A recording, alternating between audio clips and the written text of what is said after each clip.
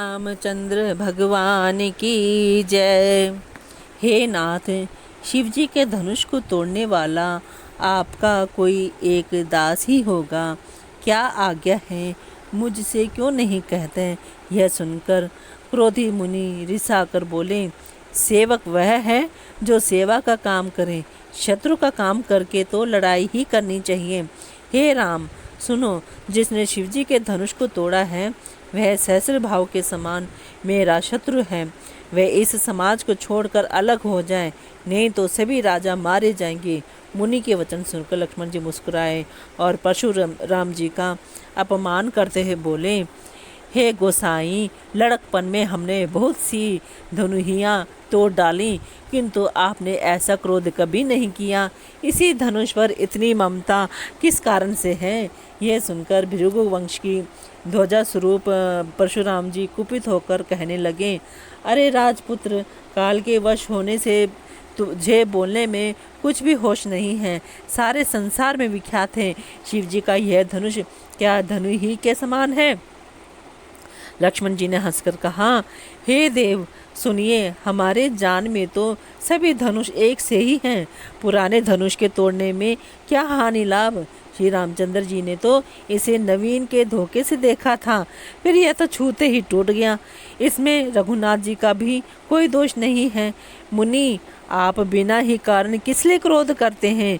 परशुराम जी अपने फरसे की ओर देख कर बोले, अरे दुष्ट, तूने मेरा स्वभाव नहीं सुना। मैं तुझे बालक जानकर नहीं मारता हूँ। अरे मूर्ख, क्या तू मुझे निरा मुनि ही जानता है? मैं बाल ब्रह्मचारी और अत्यंत क्रोधी हूँ। क्षत्रिय कुल का शत्रु तो विश्व भर में विख्यात हूँ।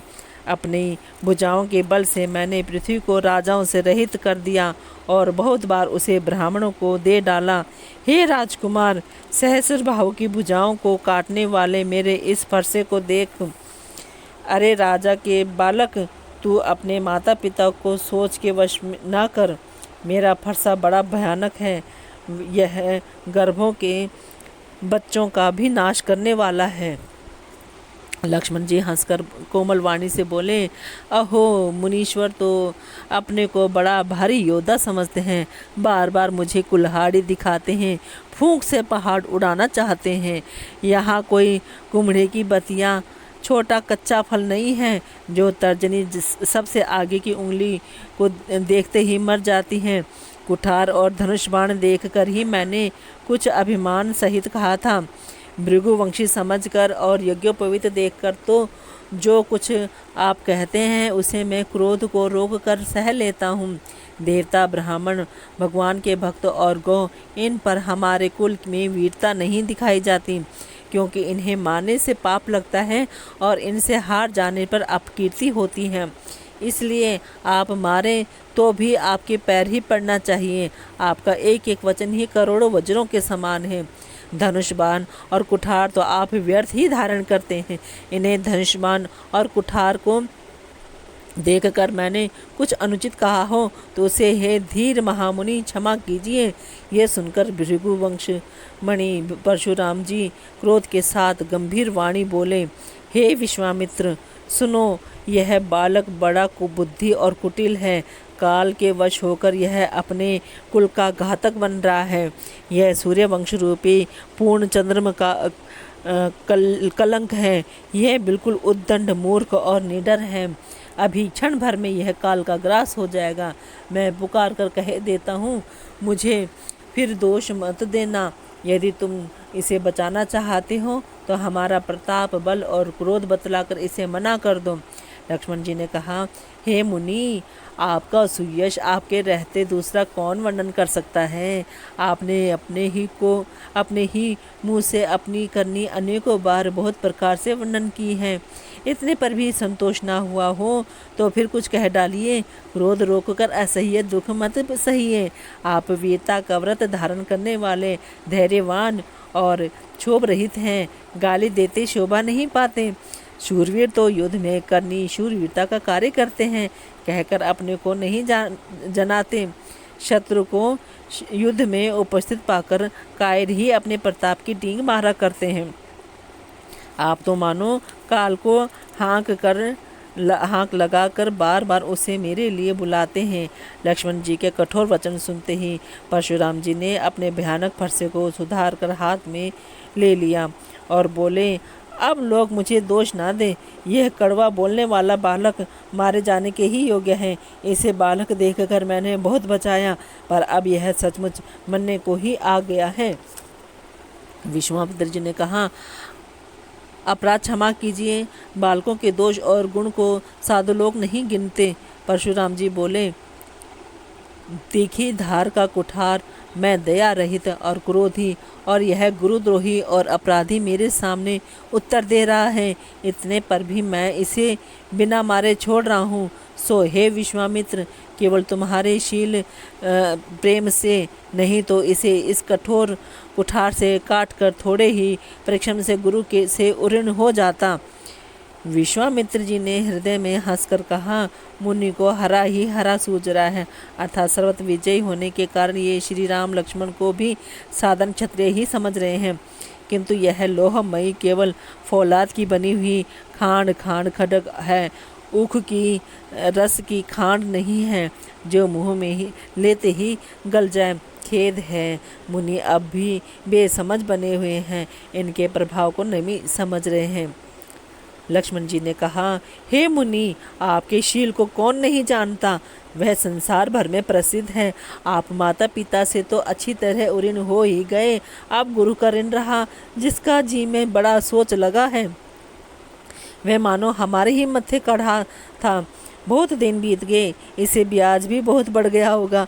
अब किसी हिसाब करने वाले को बुला लाइए तो मैं तुरंत थैली खोल कर दे दूं।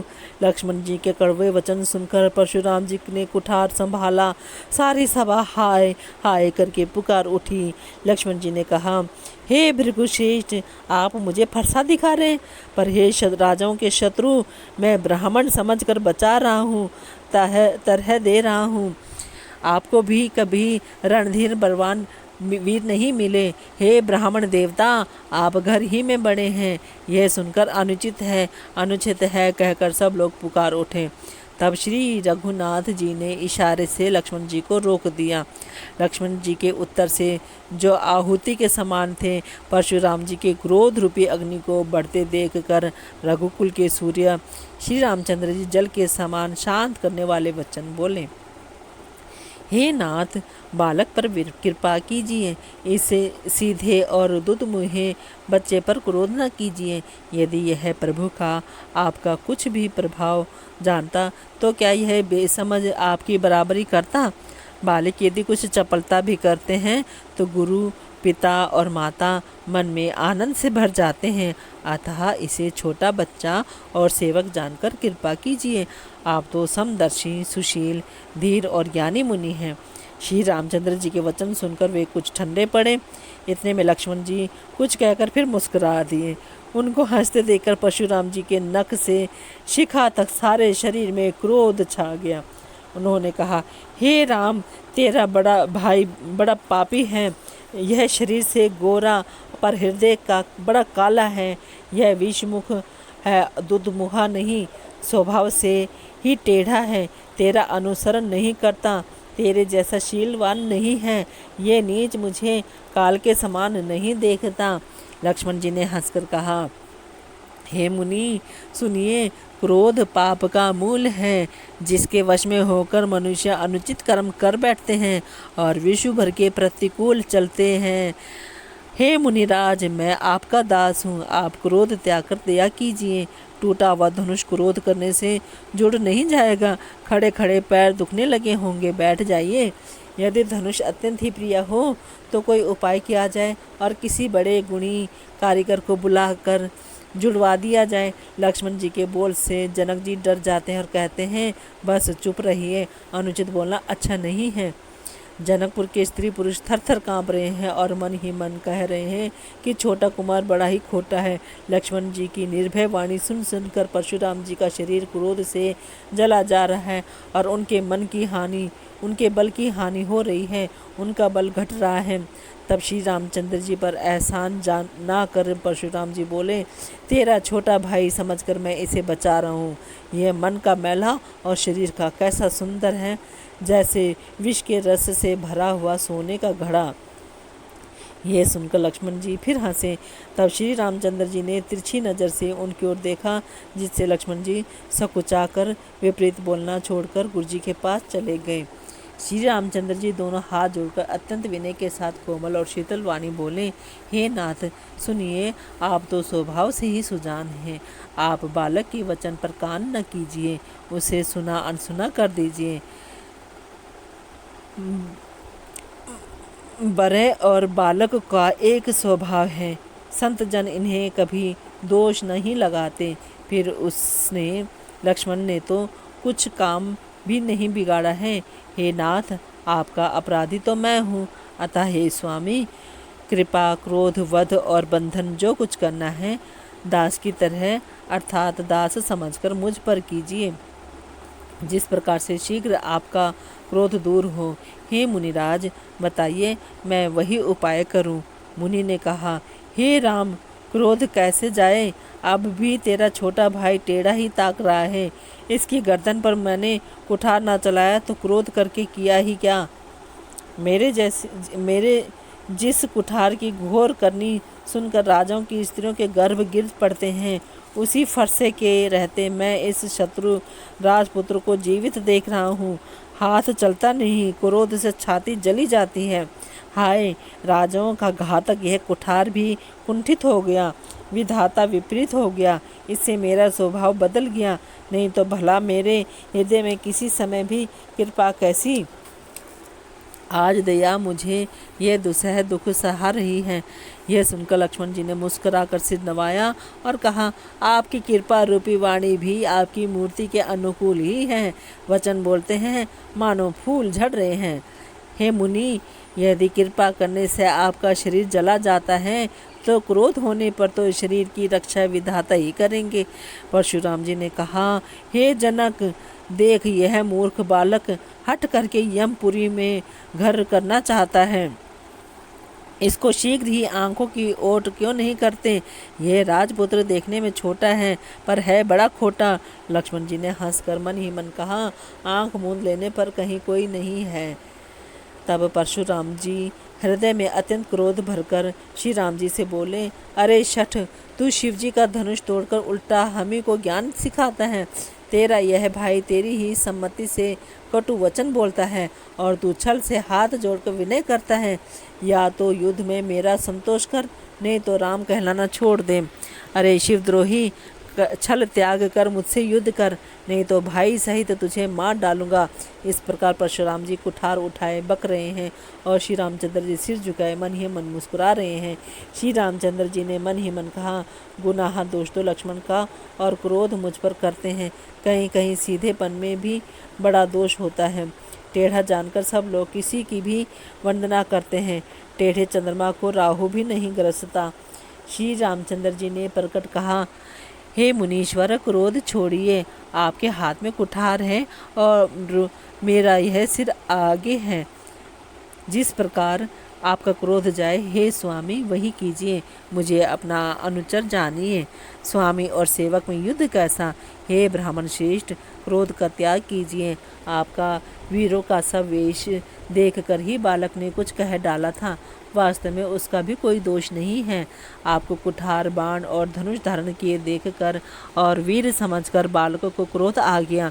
वे आपका नाम तो जानता था, पर उसने आपको पहचाना नहीं। अपने वंश रघुवंश के स्वभाव के अनुसार उसने उत्तर दिया, यदि आप मुनि की तरह आते तो हे स्वामी, बालक आपके चरणों की धूलि सिर पर रखता। अनजाने की भूल को क्षमा कर दीजिए। ब्राह्मणों के हृदय में बहुत अधिक दया होनी चाहिए। हे नाथ, हमारी और आपकी बराबरी कैसी? कहिए ना, कहाँ चरण और कहाँ मस्तक, कहाँ मेरा नाम मात्र छोटा सा नाम और कहाँ आपका परशु सहित बड़ा नाम। हे देव, हमारे तो एक ही गुण धनुष है और आपके परम पवित्र शम दम तप, शौच, क्षमा, सरलता, ज्ञान, विज्ञान और आस्तिकता, ये 9 गुण हैं। हम तो सब प्रकार से आपसे हारे हैं। हे विप्र, हमारे अपराधों को क्षमा कीजिए। श्री रामचंद्र जी ने परशुराम को बार बार मुनि और विप्रवर कहा। तब भृगुपति परशुराम जी कुपित होकर अथवा क्रोध की हंसी हंसकर बोले, तू भी अपने भाई के समान ही टेढ़ा है। तू मुझे निरा ब्राह्मण ही समझता है। मैं जैसा विप्र हूँ तुझे सुनाता हूँ। धनुष को श्रुवा, बाण को आहुति और मेरे क्रोध को अत्यंत भयंकर अग्नि जान। चतुरंगिनी सेना, सुंदर समिधाएं, यज्ञ में जलाई जाने वाली लकड़ियां हैं। बड़े बड़े राजा उसमें आकर बलि के पशु हुए हैं, जिनको मैंने इसी फरसे से काट कर बलि दिया है। ऐसे करोड़ों जप युक्त रण यज्ञ मैंने किए हैं, अर्थात जैसे मंत्रोच्चारण पूर्वक स्वाहा शब्द के साथ आहुति दी जाती है, उसी प्रकार मैंने पुकार पुकार कर राजाओं की बलि दी है। मेरा प्रभाव तुझे मालूम नहीं है, इसी से तू ब्राह्मण के धोखे मेरा निरादर करके बोल रहा है। धनुष तोड़ डाला, इससे तेरा घमंड बहुत बढ़ गया है। ऐसा अहंकार है मानो संसार को जीत कर खड़ा है। श्री रामचंद्र जी ने कहा, हे मुनि, विचार कर बोलिए। आपका क्रोध बहुत बड़ा है और मेरी भूल बहुत छोटी है। पुराना धनुष था, छूते ही टूट गया। मैं किस कारण अभिमान करूं? हे भृगुनाथ, यदि हम सचमुच ब्राह्मण कहकर निरादर करते हैं तो यह सत्य सुनिए। फिर संसार में ऐसा कौन योद्धा है जिसे हम डर के मारे मस्तक नवाएं? देवता, दैत्य, राजा या बहुत से योद्धा, वे चाहे बल में हमारे बराबर हों, चाहे अधिक बलवान हों। यदि रण में हमें कोई ललकारे तो हम उससे सुखपूर्वक लड़ेंगे, चाहे काल ही क्यों ना हो। क्षत्रिय का शरीर धर कर जो युद्ध में डर गया, उस नीच ने अपने कुल पर कलंक लगा दिया। मैं स्वभाव से ही कहता हूँ, कुल की प्रशंसा करके नहीं, कि रघुवंशी रण में काल से भी नहीं डरते। ब्राह्मण वंश की ऐसी ही प्रभुता महिमा है कि जो आपसे डरता है वह सबसे निर्भय हो जाता है, अथवा जो भय रहित होता है वह भी आपसे डरता है। श्री रघुनाथ जी के कोमल और रहस्यपूर्ण वचन सुनकर परशुराम जी की बुद्धि के पर्दे खुल गए। परशुराम जी ने कहा, हे राम, हे लक्ष्मीपति, धनुष को हाथ में अथवा लक्ष्मीपति विष्णु का धनुष लीजिए और इसे खींचिए, जिससे मेरा संदेह मिट जाए। परशुराम जी धनुष देने लगे, तब वह आप ही चला गया। तब परशुराम जी के मन में बड़ा आश्चर्य हुआ। तब उन्होंने श्री राम जी का प्रभाव जाना, जिसके कारण उनका शरीर पुलकित और प्रफुल्लित हो गया। वे हाथ जोड़कर वचन बोले, प्रेम उनके हृदय में समाता न था। हे रघुकुल रूपी कमल वन के सूर्या, हे राक्षसों के कुल रूपी घने जंगल को जलाने वाले अग्नि, आपकी जय हो। हे देवता, ब्राह्मण और गौ का हित करने वाले, आपकी जय हो। हे मद, मोह, क्रोध और भ्रम के हरने वाले, आपकी जय हो।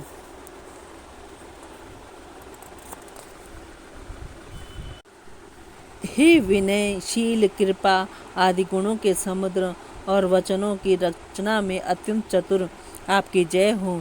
हे सेवकों को सुख देने वाले, सब अंगों से सुंदर और शरीर में करोड़ों कामदेवों की छवि धारण करने वाले, आपकी जय हो। मैं एक मुख से आपकी क्या प्रशंसा करूं। हे महादेव जी के मन रूपी मानसरोवर के हंस, आपकी जय हो। मैंने अनजान में आपको बहुत से अनुचित वचन कहे। हे क्षमा के मंदिर दोनों भाई, मुझे क्षमा कीजिए। हे रघुकुल के पताका स्वरूप श्री रामचंद्र जी, आपकी जय हो, जय हो, जय हो। ऐसा कहकर परशुराम जी तब के लिए वन को चले गए। यह देखकर दुष्ट राजा लोग बिना ही कारण के मन कल्पित डर से रामचंद्र जी से तो परशुराम जी भी हार गए।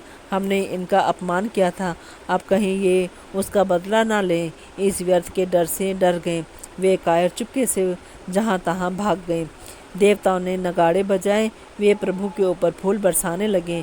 जनकपुर के स्त्री पुरुष सब हर्षित हो गए। उनका मोह में या अज्ञान से उत्पन्न शूल मिट गया।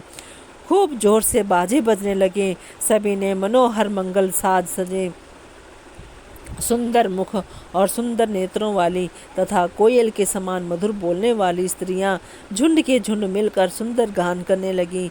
जनक जी के सुख का वर्णन नहीं किया जा सकता, मानो जन्म का दरिद्र धन का खजाना पा गया हो। सीता जी का भय जाता रहा। वे ऐसी सुखी हुई जैसे चंद्रमा के उदय होने से चकोर की कन्या सुखी होती है। जनक जी ने विश्वामित्र जी को प्रणाम किया और कहा, प्रभु ही की कृपा से श्री रामचंद्र जी ने धनुष तोड़ा है। दोनों भाइयों ने मुझे कृतार्थ कर दिया। हे स्वामी, आप जो उचित हो सो कहिए। मुनि ने कहा, हे चतुर नरेश, सुनो, यूँ तो विवाह धनुष के अधीन था। धनुष के टूटते ही विवाह हो गया। देवता, मनुष्य और नाग सब किसी को यह मालूम है। तथापि तुम जाकर अपने कुल का जैसा व्यवहार हो, ब्राह्मणों, कुल के बूढ़ों और गुरुओं से पूछकर और वेदों में वर्णित जैसा आचार हो वैसा करो। जाकर अयोध्या को दूत भेजो जो राजा दशरथ को बुला लावे। राजा ने प्रसन्न होकर कहा, हे कृपालु, बहुत अच्छा। और उसी समय दूतों को बुलाकर भेज दिया। फिर सब महाजनों ने को बुलाया और सब ने आकर राजा को आदरपूर्वक सिर नवाया। राजा ने कहा, बाजार, रास्ते, घर, देवालय और सारे नगर को चारों ओर से सजाओ। महाजन प्रसन्न होकर चले और अपने अपने घर आए। फिर राजा ने नौकरों को बुला भेजा और उन्हें आज्ञा दी कि विचित्र मंडप सजाकर तैयार करो। यह सुनकर वे सब राजा के वचन सिर पर धरकर और सुख पाकर चले। उन्होंने अनेक कारीगरों को बुला भेजा जो मंडप बनाने में कुशल और चतुर थे।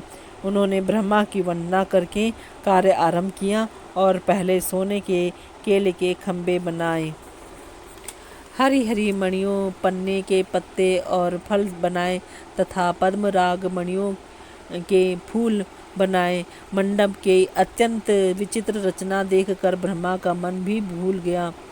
बाँस सब हरी हरी मणियों के सीधे और गांठों से युक्त ऐसे बनाए जो पहचाने नहीं जाते थे कि मणियों के हैं या साधारण।